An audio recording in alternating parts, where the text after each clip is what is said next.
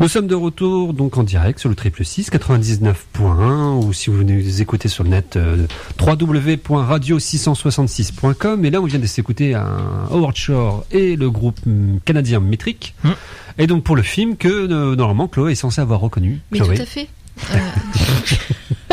Oui, je l'ai vu.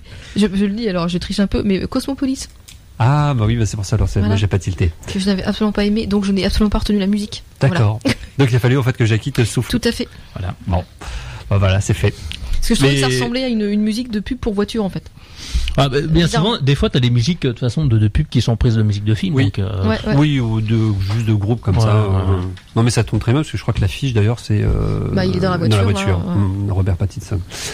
Tout ça pour dire que on va plutôt parler peut-être puisque Cosmopolis n'était pas un bon film, on va peut-être passer à un bon film. Là, je sais pas. Point d'interrogation. Tu t'engages peut-être un peu trop vite. Non, mais je ne connais pas l'avis de mon collègue. Voilà. Après, voilà. Donc, c'est pour ça qu'on va passer tout de suite donc au premier film de ce soir, puisqu'il s'agit donc du Majordome de Lee Daniels avec Forest Whitaker, avec la fameuse accroche, le film qui a fait pleurer Obama. Oui. Alors ça déjà.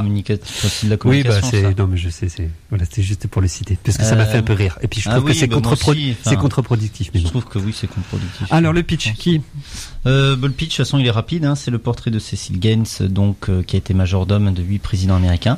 Voilà, on va suivre une petite partie de son enfance quand il était en esclavage avec sa famille et tout ça dans les champs. Et puis pour arriver jusqu'à pratiquement 2000. Obama. Première action d'Obama. Oui, c'est vrai, c'est ça. Voilà, ça se termine là-dessus. Il a fini en fait de travailler en fait pour. Non. Il a terminé et en fait il a fini de travailler. Donc il a traversé 8 présidents. Donc ça va de Eisenhower à Reagan. Reagan. Et à Reagan après il a arrêté pour une raison plutôt personnelle dans le sens qu'il il en avait je sais plus comment c'était dans le film, comment c'est dit. Mais bon bref et puis après il a arrêté complètement ce métier-là. Et puis après il est revenu pour une dernière fois à la Maison Blanche Il a été invité. Il a été invité à la Maison Blanche lors de la présidence de Barack Obama. Voilà. D'accord. Donc le film en fait retrace son histoire, mais à travers les différents mouvements, on va dire sociaux au niveau de la communauté noire, particulièrement. Évidemment, on va revoir tous les Black Panthers. J'ai perdu son nom. Malcolm X, Martin Luther King, Malcolm X, tout ça. À travers les présidents qu'on va rencontrer, mais aussi à travers parce qu'il a en fait cet homme-là va avoir 2 enfants. Il va avoir un fils qui va en fait être très militant et qui va faire partie des Black Panthers, qui va connaître Martin Luther King, tout ça, il va être très militant. Et d'un autre, il va avoir un fils qui va faire la guerre du Vietnam et tout ça. Il va avoir 2 fils un petit peu opposés et surtout lui, il sera opposé à son fils militant. C'est-à-dire qu'il est plus dans le laxisme entre guillemets. Non, pas le militant. C'est pas radiophonique, Chloé. Tu fais des grimaces. C'est pas radiophonique. Mais je dis bien entre guillemets. Il est pas laxiste en lui-même, mais bref, et je sais pas comment le dire, mais voilà. Et elle me déconcentre. Et son fils beaucoup plus militant. Tu vas pas dire, ils sont quand même opposés. Bon, bref, voilà. Et on va suivre donc cette histoire-là. Un conservateur, peut-être, tu veux dire? Non, c'est pas conservateur. Respectueux des institutions. Voilà, elle a trouvé le terme. C'est plutôt ça. Je suis d'accord. Voilà, c'est ça. Respectueux des institutions. Oui, d'accord. C'est pas du tout laxiste en fait. Ouais, c'est pas laxiste, mais j'avais pas le terme à ce moment-là. Non, c'est d'accord. Non, voilà. Alors continue. C'est vrai. Vas-y, on te perturbe. Oui, donc le film maintenant, parce que, on a compris l'histoire. Pour moi, c'était comment dire, j'ai pas passé un mauvais moment, j'ai pas passé un bon moment. On va dire, c'était un bon film TV, mais pas un bon film de cinéma. Voilà, c'est-à-dire qu'il est entre les deux, mais c'est pas péjoratif quand je dis bon film TV. Je trouve pas ça forcément péjoratif. C'est-à-dire qu'il a des qualités, mais pour autant le voir au cinéma. Voilà, on pouvait très bien le voir à la télé, quoi. Et puis d'autant plus qu'il y a des caméos quand même très télévisuels, dont Oprah Winfrey qui joue la femme de. C'est plus un caméo. Enfin oui, c'est plus un caméo, mais bon, elle reste quand même une présentatrice télévisuelle. Et c'est pas sa première immersion au cinéma. La couleur là, elle a un rôle un peu plus important. Quand même, hein. Ah, la couleur pourpre. Ah, je connais bien la télé en couleur pourpre. Oui, mais ça fait très longtemps. Oui, ça fait très longtemps. Bon, bref, en tout cas, je joue la femme de Cécile Gaines, mais quand même, ça reste, voilà, on a quand même ce rôle-là qui est interprété par quand même quelqu'un qui vient de la télévision. Mais voilà, bon, pour moi, c'est un bon film TV, mais pas dans le mauvais sens du terme. C'est juste que, bon, voilà, on aurait très bien pu le voir à la télé. C'était pas, voilà. Parce qu'il prend pas d'ampleur en fait du fait du grand écran, ça prend pas de sa dimension. Ouais, il a pas d'ampleur, mais c'est-à-dire qu'il a pas d'ampleur non plus dans la mise en scène. Il a pas de. Pour moi, c'est la même base. Il m'a fait beaucoup penser au niveau scénario, au niveau scénaristique, c'est la même base que Forrest Gump. C'est-à-dire qu'on suit un personnage et on va suivre l'histoire des États-Unis. Ça va être ça, et voilà, c'est la même base scénaristique, sauf que Forrest Gump, ça a une ampleur, ça a une force. Le majordome, à mon goût, il n'a pas vraiment beaucoup de force, c'est-à-dire que tout ça on le connaît, tout ça, mais ça n'a pas vraiment d'ampleur. Pour moi, c'est très didactique. Si tu veux. C'est que le film, il est très, voilà, on apprend des choses, mais où on n'en apprend pas selon la culture qu'on a. Mais voilà, mais ça se laisse regarder agréablement. Mais on pouvait très bien le regarder à la télé. Voilà, je trouve pas qu'il y ait plus d'ampleur que ça. Bon, mis à part ce premier quart d'heure, pour moi, le début du film, j'avais vraiment très peur. Je trouvais que c'était un peu, ça tombait un peu dans le sentimentalo, mais légèrement, mais je trouvais ça un peu trop too much. Et voilà, non, mais ouais, voilà. Et puis après, les bons acteurs, il y a des bons acteurs. Forest Whitaker est bon, mais comme à son habitude, c'est-à-dire Oprah Winfrey, moi je la trouve pas. Je sais que Chloé, t'as eu plus de mal. J'avais même limite squeezé que c'était Oprah Winfrey. Enfin, mais voilà. Après, il y a plein de personnages. Il y a Robin Williams qui joue un président. Il y a tous ces, on va dire, la puce des caméos entre guillemets. C'est vrai que c'est dans le sens qu'il y a vraiment des stars qui interprètent des présidents. Robin Williams, Eisenhower et je sais plus. Je crois qu'il y a Alan Rickman aussi qui fait Reagan. Ouais, voilà. Donc voilà, mais ouais, c'est un bon film TV. Voilà, j'ai pas passé un mauvais moment, j'ai pas passé un bon moment. Voilà, c'est pas un film qui va rester éternellement ancré dans l'histoire du cinéma. Pour moi, ancré dans l'histoire télévisuelle, mais qui est passé au cinéma. Ça t'a laissé vraiment. C'est-à-dire que je me suis pas ennuyé. Voilà, voilà. J'ai passé une soirée télévisuelle. D'accord. C'est tout. Chloé. Ouais, bon, assez d'accord sur certains points. Effectivement, moi au début j'ai eu un peu peur. J'ai cru qu'on allait nous refaire La couleur des sentiments. Ouais, voilà. Hein, mais j'ai eu très peur au début. Fait penser à ça. J'ai dit oh non. Voilà. Bon, après c'est vrai que autant La couleur des sentiments était franchement un mauvais téléfilm. Là, effectivement, c'est téléfilm qui se laisse voir. C'est pas désagréable. Ça se laisse voir jusqu'au bout. Bon, pour moi, il y a eu quelques petites longueurs quand même, parce que bon, je trouve ça un petit peu long à certains moments. Voilà, et là où je suis d'accord aussi, c'est que donc il brasse énormément, donc il brasse de la fin de l'esclavage jusqu'à les droits civiques. Donc on passe, c'est une histoire très très dense. Il veut brosser très large, très très ample, mais effectivement la mise en scène n'a pas l'ampleur de son sujet. Voilà, donc là c'est vrai que ça manque de souffle, ça manque de des fois le traitement des personnages est quand même très caricatural. C'est bon, voilà, donc c'est vrai qu'en termes de réalisation, de mise en scène, c'est un film télé qui se laisse voir au point barre. Voilà, après c'est vrai dans le traitement de l'histoire. Donc en fait effectivement il y a. Excuse-moi, juste pour être sûr, à la base, parce que ça se trouve je vais peut-être. C'est bien un film de cinéma, hein. C'est pas un film. Oui, c'est un film de cinéma. Comme ça a pu être, par exemple, pour d'autres qui a été Daniel, c'est celui qui a fait Precious ou Paperboy. Paperboy, ouais. Voilà, il avait fait Precious aussi. Non, je demande parce que par exemple, tu vois, comment ça s'appelle, on a eu des films, mais on a eu des films qui étaient, comment ça s'appelle, ça va revenir, Millennium, qui étaient des productions télé qu'on a eu au cinéma en France, hein. C'est pour ça que je préfère poser la question. Comme Ma vie avec Liberace, qui est sorti à la télé. C'est une production HBO, mais c'est pas une production cinéma, c'est une production télé à la base. À la télé. Les studios n'en voulaient pas. Donc voilà. Donc par rapport au majordome, effectivement, donc il y a ce père qui va mettre sa famille à l'abri de besoin et les faire vivre confortablement parce qu'il est, alors non pas à la boniche d'eux, mais au service des institutions. C'est-à-dire, voilà, il rentre à la Maison Blanche en tant que, lui, il se considère pas comme une boniche ou comme il est au service de ces institutions-là qui font aussi l'Amérique. Voilà, il a pas de rancœur par rapport à ça, par rapport à son passé. Voilà, bien qu'on ait vu son père se faire battre, sa mère se faire violer, violé, machin, tout ça. Bon, il a pas de rancœur par rapport à ça. Son fils, son fils aîné, effectivement, est très militant. Donc lui, il va avoir beaucoup de chance dans sa vie. Hein. Il va rencontrer tous les grands, Martin Luther King, Malcolm X, tout ça. Il est dans le cercle rapproché de tous. Hein. Voilà. Commodité narrative pour. Tout à fait. Voilà. C'est comme ça qu'on dit. Oui, c'est vrai. C'est très simple. Hein, voilà. Puis bon, c'est vrai que c'est assez grossier aussi la manière. Alors à un moment, il y a un plan qui est génial à table. On a compris qu'il était rentré dans le Black Panther parce que le plan d'avant, il était pas tout cuir. Hein. Le plan d'après, hop, il a le cuir, il a le look, il a le machin. On comprend très vite. Voilà, sa petite copine qui était toute gentille, toute machin, elle arrive avec la coupe afro. Enfin voilà, c'est vraiment cliché parfois. Commodité narrative, on va dire ça comme ça. Voilà, donc il y a effectivement cette opposition entre ce père très respectueux des institutions et ce fils qui est militant et qui s'oppose à son père par là. Bon après il y a aussi opposition à l'establishment quoi en fait.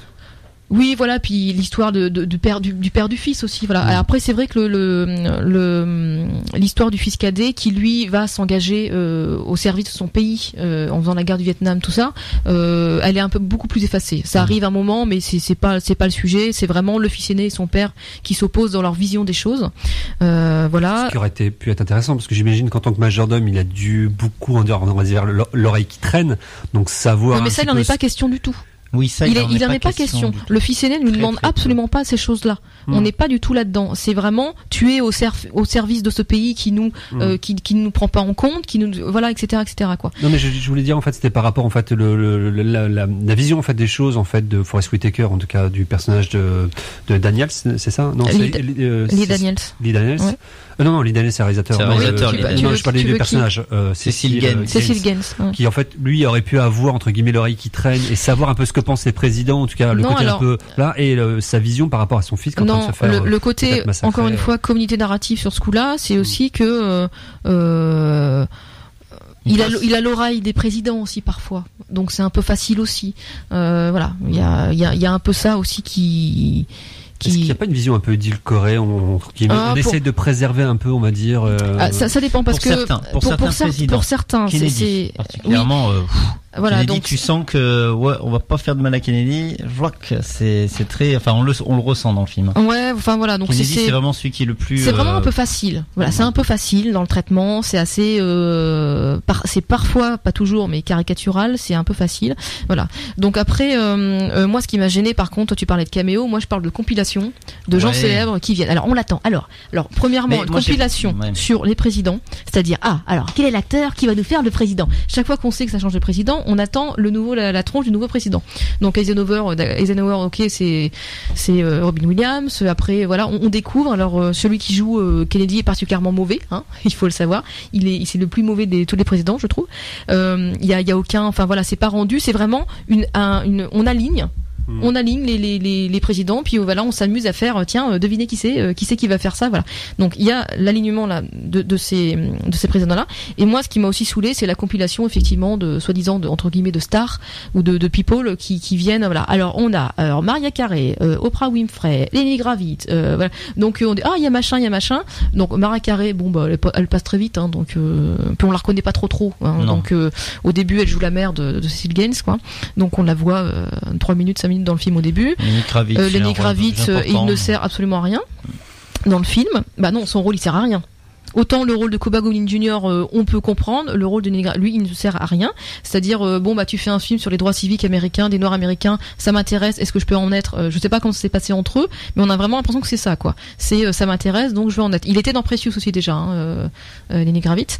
Donc voilà, moi c'est ça qui m'a un petit peu énervé dans ce film-là, le fait d'attendre. Effectivement, Oprah Winfrey, je trouve qu'elle en fait des tonnes, à jouer un peu trop la maman africaine, afro-américaine, avec tous les tics qu'on peut voir des noirs américains, quoi, des fois dans les films. Donc ça m'a elle est pas tout à fait dans les caricatures, mais enfin bon, des fois c'est un peu limite, quoi. Donc voilà. Et parce qu'il y a aussi cette histoire, il y a l'histoire du père du fils, mais il y a aussi l'histoire du mari et de la femme qui du coup se sent parfois un petit peu délaissée parce que son mari tend tellement au service des institutions que elle, un peu moins prise en compte. Et sinon dans le traitement aussi dont tu parlais, tu disais qu'au début il partait un peu dans le mélo. Alors je trouve qu'effectivement au début on a un peu peur, ça se calme après. Pendant les 3/4 du film, il arrive à justement, des fois il désamorce, on se dit oulala, on y va grand, on va dans le mélo, et hop, non, il désamorce par une petite phrase de son personnage, et dit ah c'est pas mal, il est pas allé jusque là, il a arrêté juste à temps, et c'est pas mal. Et par contre à la fin, moi ça me gêne énormément la manière dont ça se termine, parce que je trouve ça assez mélo, et pour le coup tout le long du film on a eu les deux trajectoires, le fils, le père, et chacun a tenu ses positions tout en final quand même. Même s'ils étaient opposés, ils se reniaient pas l'un l'autre, quoi. À un moment, il y a un gros conflit entre le père et le fils, mais enfin ils se renient pas complètement. Et en fait, le père qui est au service des institutions ne renie pas complètement le combat de son fils. Voilà, même si il est d'accord avec ça, mais il est pas d'accord avec la manière dont il le fait. Et à la fin, il y a une espèce de truc là, je sais pas comment on appelle ça. Au fait, c'est comme si, oui, mon fils, c'est toi qui avais raison, c'est moi qui avais tort. Ah oui, voilà. C'est vrai. Et ça, c'est hyper. Alors déjà, le film, en lui-même est pas exceptionnel, mais en plus, on finit là-dessus, quoi. On dit bah mince, tout ça pour ça. Tout le long du film, il nous bassine avec le fait, les institutions, elles font ce pays aussi. Effectivement, les droits civiques que les Noirs américains n'ont pas encore, ils font aussi ce pays, mais les institutions et le respect qu'on leur doit font aussi ce pays. Il se bat pour ça pendant tout le film. Et puis, à la fin, il y a une espèce de retournement. Ah mon fils, c'est toi qui avais raison. En gros, j'ai eu tort toute ma vie, c'est toi qui avais raison, quoi. Bah non, parce que c'est un petit peu, il tient pas la ligne jusqu'au bout, donc c'est un peu facile. Et moi c'est ça qui m'a à la fin j'étais un peu déçu, je dis bah non, tout ça pour ça c'est pas la peine, quoi. Et donc après il y a ce petit truc à la fin effectivement où son histoire étant connue, parce qu'en fait il s'appelle pas Cecil Gaines, en fait il s'appelle Eugene Allen en vrai, je crois. D'accord. Voilà, oui, son vrai prénom, son vrai nom. Changer de nom alors si je sais pas. En fait, ça c'est tiré d'un bouquin de Eugene Allen, et je me demande si Cecil Gaines c'était pas le nom qu'il avait mis. Enfin, je sais pas s'il avait mis son vrai nom. Voilà. Donc, et ça finit parce que, donc du coup, avec Obama, pourquoi ? Parce que premier président noir.